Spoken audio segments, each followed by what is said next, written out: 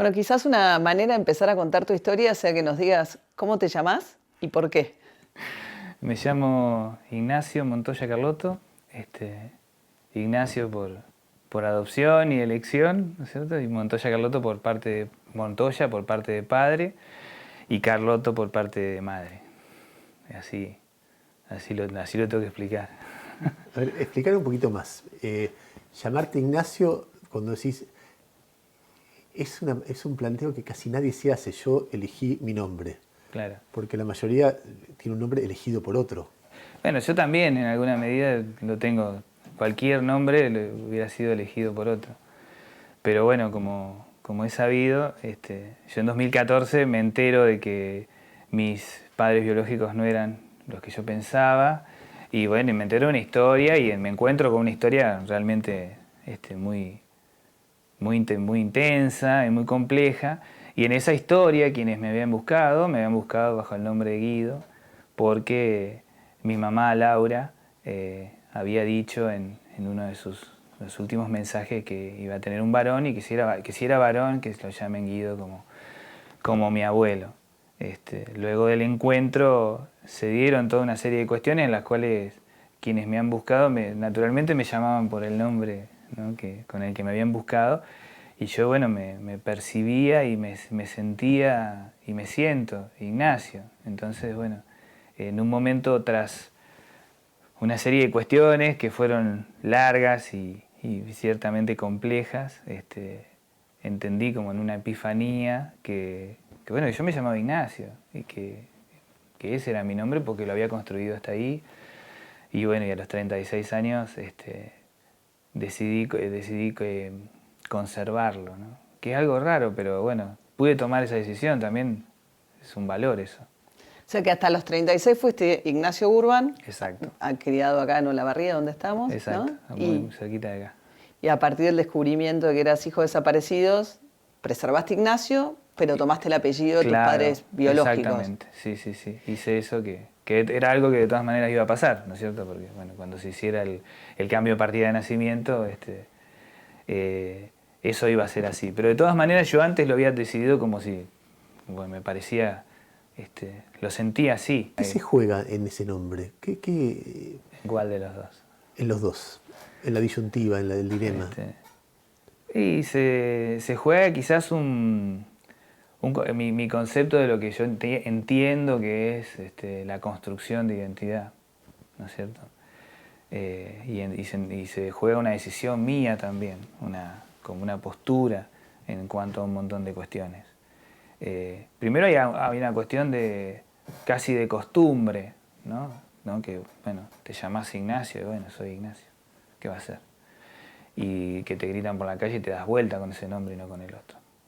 Y después, pudiendo hacer un análisis y pensarlo como muy seriamente, entendí que esa construcción mía desde que nací, con todas las vicisitudes hasta el momento en el cual yo en 2014 me encuentro con esa historia, el nombre estaba muy asociado a esa construcción y que yo había construido mucho alrededor de ese nombre, ¿no?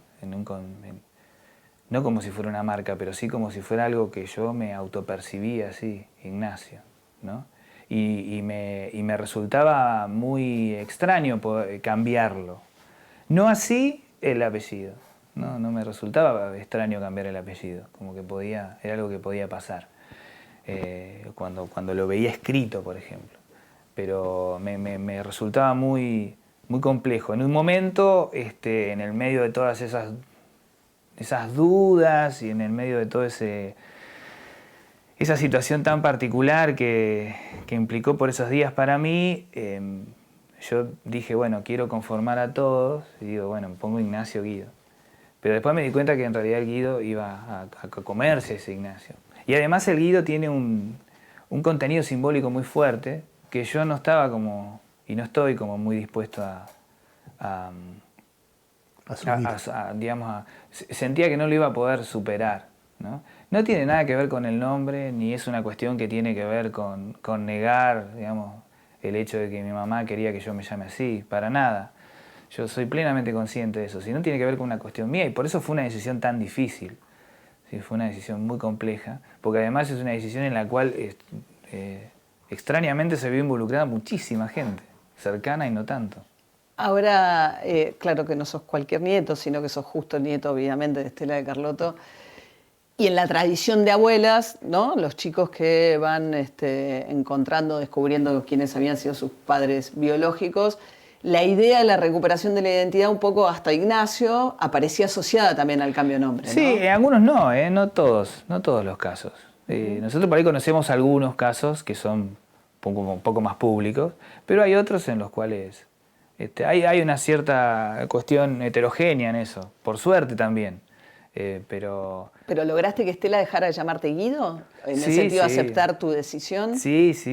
¿Y que te llame Ignacio? Sí, o me dice Pacho, que es como me dicen mis amigos, y nada, y está bien para mí también. Yo en un momento como sentía y sabía que era una cosa muy fuerte para ella también, le había dicho, bueno, vos llamame como quieras, digo, yo no tengo problema. Yo en el documento me voy a poner Ignacio Veo. Y ella me dice, no, yo no te voy a llamar como vos no quieras, yo te voy a llamar como vos quieras. Entonces, bueno, ahí nos pusimos de acuerdo. ¿Sabes qué pensaba?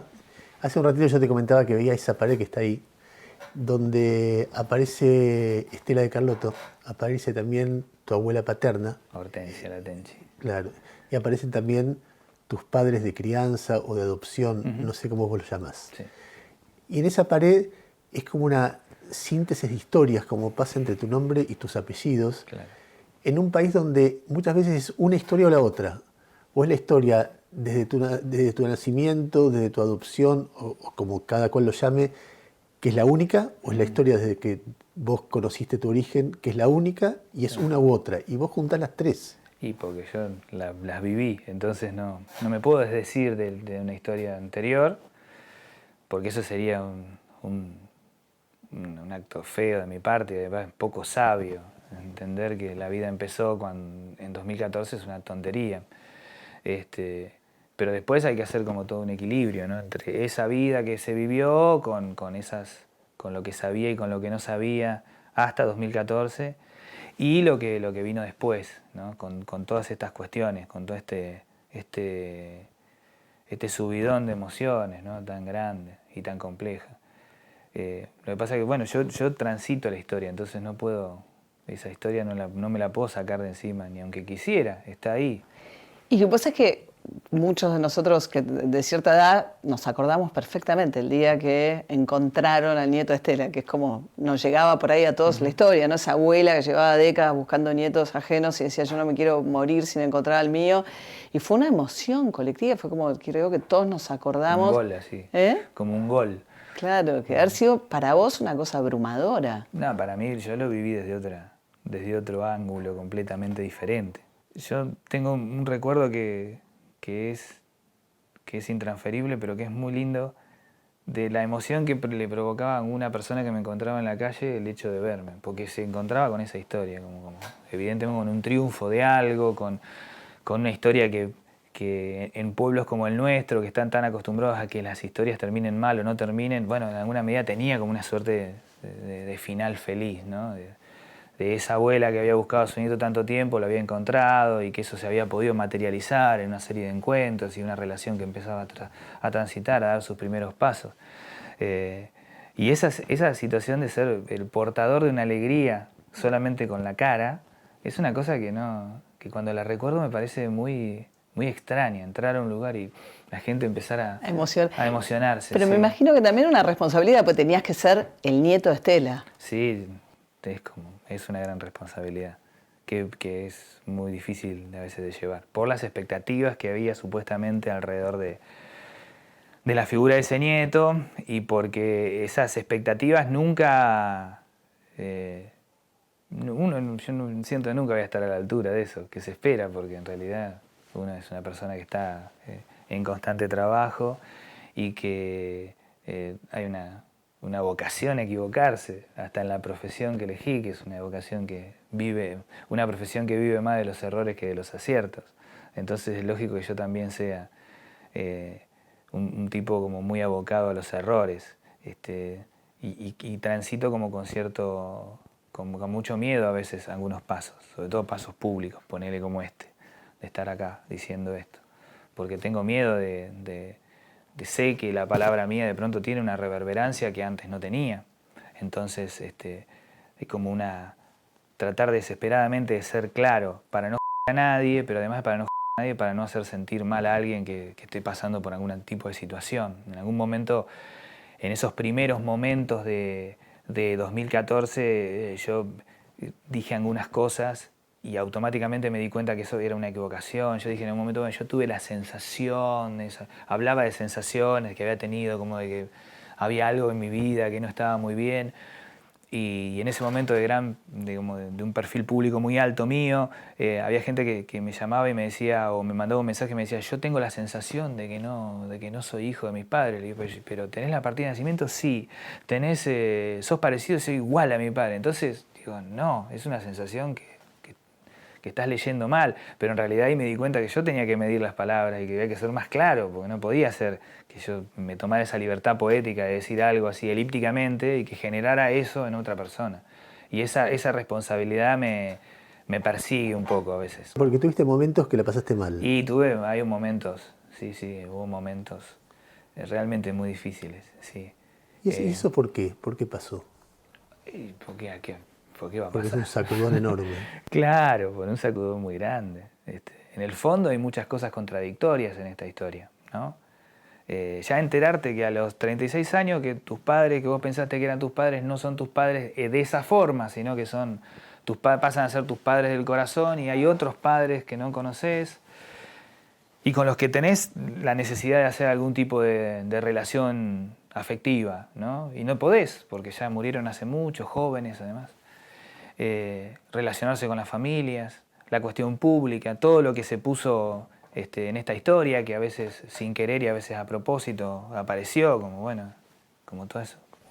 La presión de ser Guido. La presión de ser Guido, la presión de ser algo, no sé qué bien, pero era algo que no estaba en mis planes, porque yo tenía medio claro ya lo que quería. Ya había transitado mucho tiempo y yo en un momento también me encontré con eso, diciendo, es una apariencia, yo creo que fue una ficción esta cosa que se abrieron muchas puertas, no sé si se han abierto tantas puertas, pero en un momento parecía eso, ¿no? Como esas luces de la fama, que es una gran mentira, pero viste, vos decís, hoy puedo hacer cualquier cosa. Y me puse a pensar y dije, a ver, ¿qué puedo hacer de nuevo que no haya hecho y que me gustaría hacer, ¿no? Y digo, bueno, estoy haciendo mi profesión de la manera que quiero, con los músicos que quiero. Bien, tengo un trabajo que me gusta, bárbaro. Vivo en un lugar que me cae bien, tengo los amigos que me parece que tengo que tener y que son una familia que he construido a lo largo de los años. Tengo 2 familias por conocer. ¿Qué otra cosa voy a hacer? Si lo que hice hasta acá está bien. Y después, bueno, vino como una etapa más de retracción y después también amigarse con eso, porque también soy esa persona. Porque si no, ustedes no estarían acá, en la casa de un pibe que toca el piano en Olavarría. Ustedes están acá porque hay todo un valor histórico, digamos, que me atraviesa, Sí, aunque sea en un momento. Estás contando parte de lo que vos contás de la historia de un país. Exactamente. Y eso también soy consciente. Y por eso también lo digo, para que no la cuente otro. Pero cuando decís también de lo que te tocó sufrir, imagino que pensaste en tus viejos de crianza, vos decís padres del corazón, ¿no? Ellos, Claro. Contanos un poco la historia de ellos, porque muchos por ahí que sospechan que son hijos desaparecidos, temen que la decisión de hacerse un ADN complique la situación de padres que los han criado amorosamente, Claro. por ahí en algunos casos. Y bueno, sucede. De hecho, estamos en el medio de un proceso, ¿no? Que va, y que es todo un tema. Porque además también yo tuve que sacarme como la culpa grande, de decir, bueno, yo por ejercer mi derecho, que en definitiva es eso, ejercer mi derecho a saber mis orígenes biológicos, que lo tenemos todos, solo que tuve las herramientas a mi alcance por mi caso de poder resolverlo, en alguna medida estoy complicando A tus padres. A mis padres. ¿Los llamás padres? Sí. Y a los viejos, ¿no? A los viejos. Los estoy complicando. Y también la verdad que fue para mí un bochazo espantoso ¿viste? Porque además también eso hay una condena social muy fuerte alrededor de eso. Y yo pensé que... Hacia ellos. Hacia mí, por haber hecho, por hacerles pasar por algo malo, cuando en realidad ellos me criaron. Y es por esto, en esta historia... Ellos trabajaban, claro, ¿no?, en una estancia de claro, una familia muy rica de acá. Claro, una familia de acá, en una estancia muy cerca, y eran los peones, no podían tener hijos. Y a través del dueño de ese campo, yo llegué en una situación que tampoco está clara, digamos, se supone que sabemos que es a través del dueño, pero no hay mucho más claro ni las intenciones. Este hombre ya falleció. Este hombre ya falleció. Y bueno, nada, y esa situación, ¿no?, que ha sucedido tantas veces, aún afuera de los delitos de lesa humanidad, ¿no?, esta cosa que en ese momento era bastante común, de que los hijos los cría alguien como si fueran propios. Y pues también hay que ponerlo en contexto. Y bueno, y a partir de eso, bueno, una vida con ellos, ¿sí? Yo tuve una muy buena vida en donde ellos siempre pusieron todo su capital de esfuerzo y de trabajo para que yo me eduque, para que yo estudie, para que, bueno, siempre yendo ahí con la educación pública, pero es excelente y súper agradecido de eso.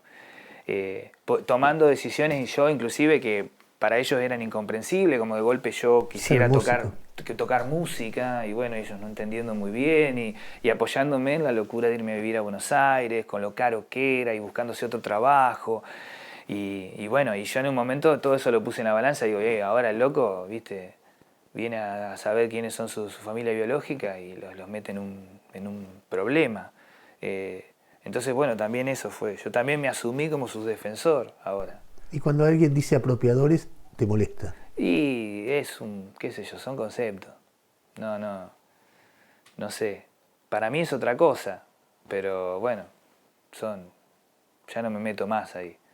Me parece que lo importante es lo que a mí me pase con eso y cómo lo puedo llevar adelante. Pero ¿pudiste hablarlo con Estela, con la otra abuela de...?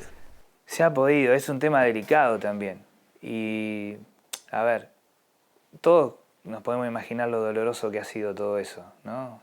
Los hijos muertos, desaparecidos, que es como muertos dos veces, ¿no? El drama de las desapariciones, de no saber, las dudas, encima esta cosa que le suma dramatismo, de estar buscando a un integrante de tu familia, el hijo de tu hija que no sabes dónde está, y todo lo que implicó en la vida, ¿no?, de los que me han buscado. Entonces también entiendo que hay temas que son difíciles de hablar, ¿viste? Yo los puedo hablar porque lo vivo desde otro lado, yo puedo pensar en eso, y lo puedo pensar desde otro lado, pero también entiendo que hay otras maneras de pensarlo, y las respeto, y las atiendo también.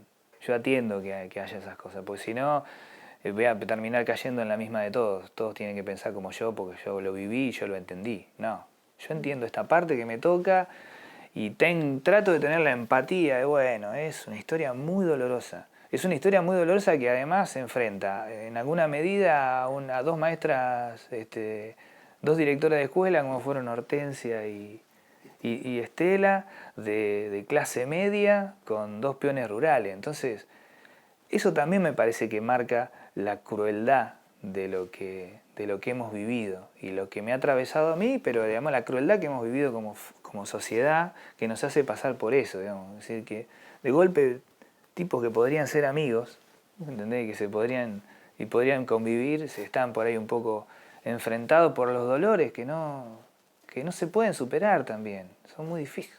Si Estela, digamos, hoy ellos, tus viejos de crianza, están acusados de apropiación, que es un delito, digamos, en el contexto de los crímenes de lesa humanidad, de lo que es la legislación argentina. Si Estela no fuese querellante de esa causa... ¿Y cómo no podría hacerlo?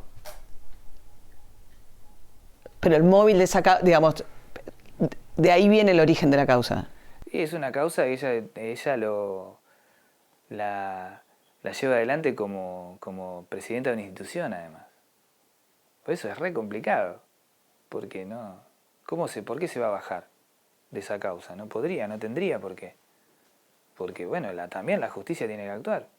Pero quiero decir, debe haber gente de los Carlotto que se relacionan no sé si cariñosamente, pero correctamente con tus viejos del corazón, como Claro. decís vos, y debe haber gente de los Montoya que se relacionan bien. Sí. Debe haber todo un Y mundo gente ahí que dando no, vuelta. y está bien, está buenísimo.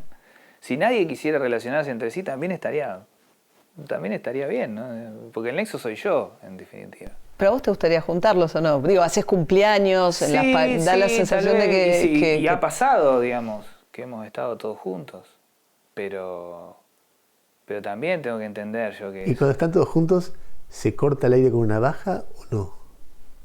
A veces sí, a y veces a no. veces, no sé, eso es, y sí, un poco sí, porque eso es, a ver, no ha pasado muchas veces, y cuando pasó éramos muchos, ¿viste? Y la multitud diluye un poco. Y cuando nos hemos encontrado ha sido un momento así, nada, un momento de cierta tensión, y yo no quise que nadie tenga que vivir esa tensión, porque no es necesario, porque en todo caso es un gusto que me quiero dar yo, decir, bueno, tengo todos juntos, pero ¿para qué? No vale la pena. En esta historia hay demasiados dolores y yo también tengo que respetar eso. Me costó ¿Sabes mucho que, aprender a entender que el dolor ajeno es un dolor que hay que entender. que no solamente a uno le duelen las cosas? No, claro, que a los demás también, y a cada uno en su medida.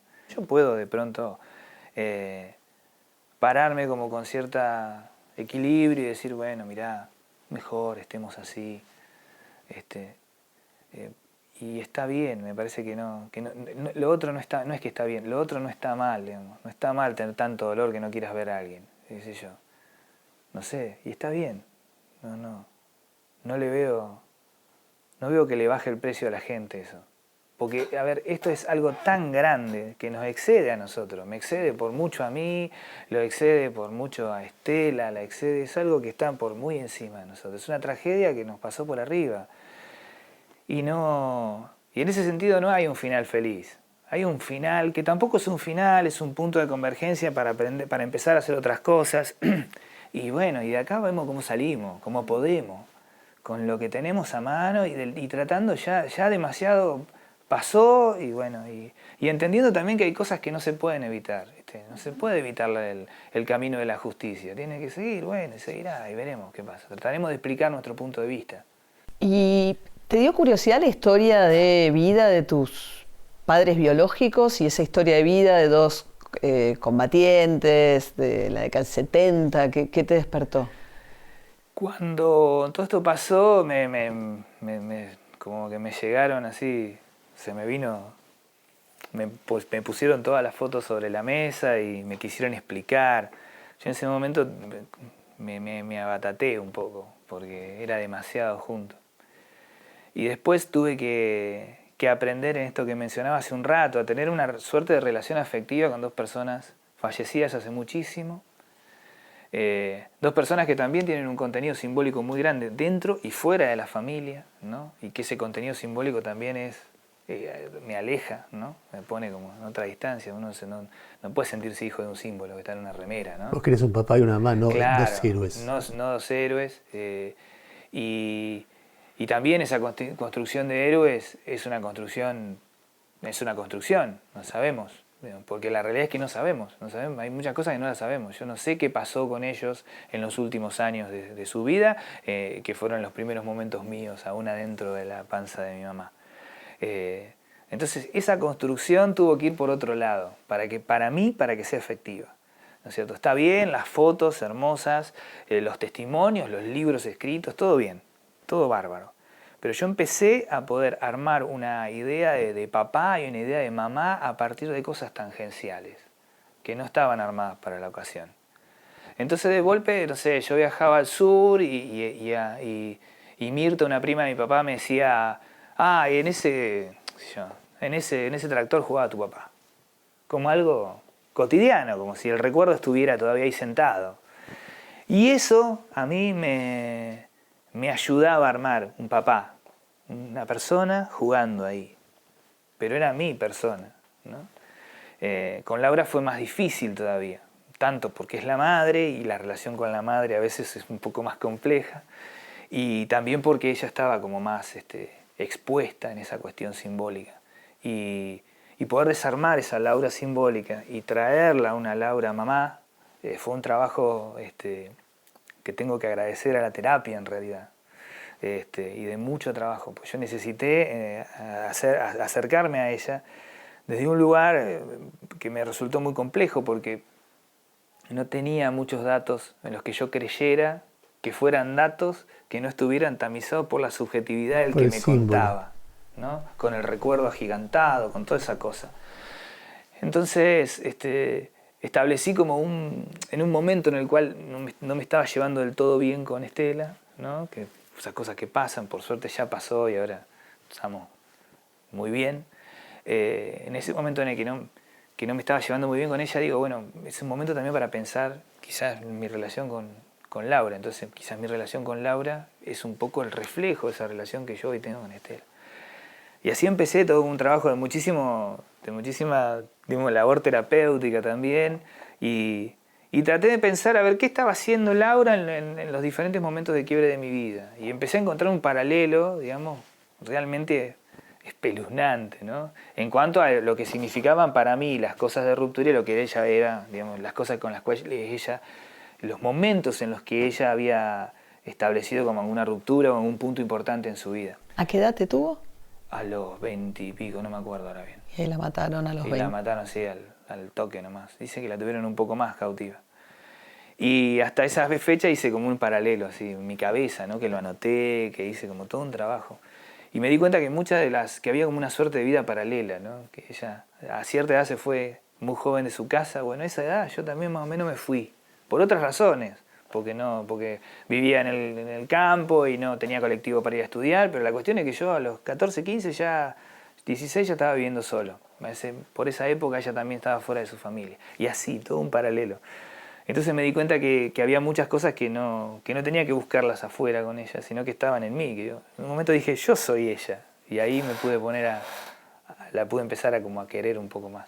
Ignacio, uno te escucha todo este relato y pienso, no sé, por ahí, que tuviste un primer momento de shock, un cierto encantamiento con esa situación que se te abría de ser el tamaño símbolo, después te asustaste, después te metiste para adentro. Se te ve bastante amigado ahora. Pasaron 7 años. Ahora se cumple en agosto. ¿Volverías a ¿Hacerlo de vuelta? Sí. Sí. Sí, a pesar de todo. Lo volvería a hacer, sí. Volvería a hacerme las mismas preguntas. ¿Y si alguien te pidiera consejo, qué le dirías? Y ahí es más difícil, ¿viste? Yo pienso que en mi caso, yo lo único que puedo explicar es lo que me pasa a mí. Qué sé yo si puedo decirle a alguien qué hacer. Yo cuando me acerqué al hecho de decir, bueno, a ver, voy a tratar de averiguar, a ver, mi origen biológico, lo hice desde un deber cívico, si se quiere. O sea, hay unas personas que están buscando gente como yo, hace 30 y pico de años, me imaginé el dolor que eso debía significar y dije, vamos, que sea lo que tenga que ser. Y me pareció que era eso lo que tenía que hacer. Después, lo que vino, bueno, un poco lo que yo fui narrando, fueron cosas que estuvieron muchos claros oscuros. Básicamente todo se potenció, las cosas que fueron felices fueron tanto más felices, las cosas que fueron tristes eran tanto más tristes de lo que eran antes, ¿no? Pero para mí es muy importante el hecho de conocer ante la posibilidad de conocer los orígenes biológicos, con todo el precio que eso lleva. Porque hay un montón de cosas que uno completa también, y eso es cierto. Si bien yo no creo en esa frase, o la cuestiono mucho, no es creer, sino cuestiono la frase de recuperar tu identidad, como si uno nunca lo hubiera tenido, o no sabes quién sos, como si uno no supiera quién es por no saber sus orígenes biológicos. Yo no creo que tiene que ver con eso, pero sí sé que la identidad está construida sobre uno de los ladrillos es eso. Que uno puede no tenerlo y no saberlo y está bien y construís una identidad arriba de eso sin ningún tipo de problema. Pero si lo sabes mejor, es lícito, es importante y es sanador sobre todo.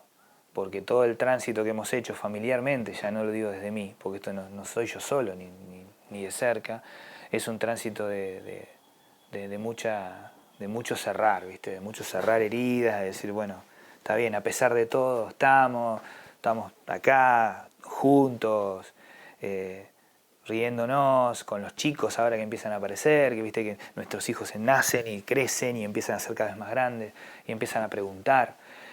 Y además yo sé que esta duda que yo tenía o esta cosa inconclusa, no se la voy a heredar a mi hija. Mi hija ya sabe que ella tiene sus abuelos que están acá, sus abuelos que están en el cielo, sabe la historia. Y eso me parece que es súper importante. Y en un punto quizás mucho más grande, que yo lo sé pero no me atrevo a verlo, también desde lo nacional, digamos, desde la construcción de una cuestión nacional, está bueno cerrar esto. Es fundamental cerrar estas cosas. Desde todos los puntos de vista, ¿no? Desde el punto de vista de encontrar los que faltan, porque después vos la relación que establecés, lo que vos hacés con esto, ya es una cuestión que depende de uno, pero nos da la posibilidad de elegir. Yo puedo elegir qué hago. Yo puedo elegir si sigo viendo a mis familias o no, puedo elegir o no, pero antes no, porque no sabía. Y el no saber es dramático. ¿En qué país querés que viva tu hija? A mí me gustaría que mi hija viva en el país que va a vivir mi bisnieta, porque pienso que todas estas cosas van a pasar cuando pase el tiempo. Y yo no sé si las cosas que ahora me angustian del país, que son muchas, por cierto, como creo que a todos, aunque a veces nos angustien las mismas cosas en oposición, estas cosas que nos angustian van a pasar rápido, ¿no? Entonces creo, como sé que yo estoy viviendo un proceso personal, que en la vida de la humanidad no es nada, y sé que esto demora, pienso que los procesos de los países, por una lógica, deben durar muchísimo también. Y creo que nosotros vamos a superar como país los dolores que tenemos, que son muchos, de muchas índoles, de muchos dolores autoinfligidos en algunos casos no, pero va a tener que pasar el tiempo. A mí me gustaría sí que no nos inventemos dolores nuevos, ya que está, que podamos... O sea que si tu nieta vive con su hija en la Argentina, va a querer decir que está todo bien. Quizás. Y si no, también, si eligen vivir en otro lado, pero yo le tengo mucha fe a este país también, más allá de todo. A veces hay algunos que me dicen, pero vos tendrías que estar enojado. Y capaz también, a veces me enojo, ¿no? Pero para mí tenemos todo para poder estar en cierta paz. Digamos, no hablemos ya de volar, como de proyectarnos nosotros en otros países, sino poder vivir en paz, que parece que cuesta, ¿no? Pero bueno, esto que nos pasa también son síntomas de otras cosas que no podemos resolver, evidentemente.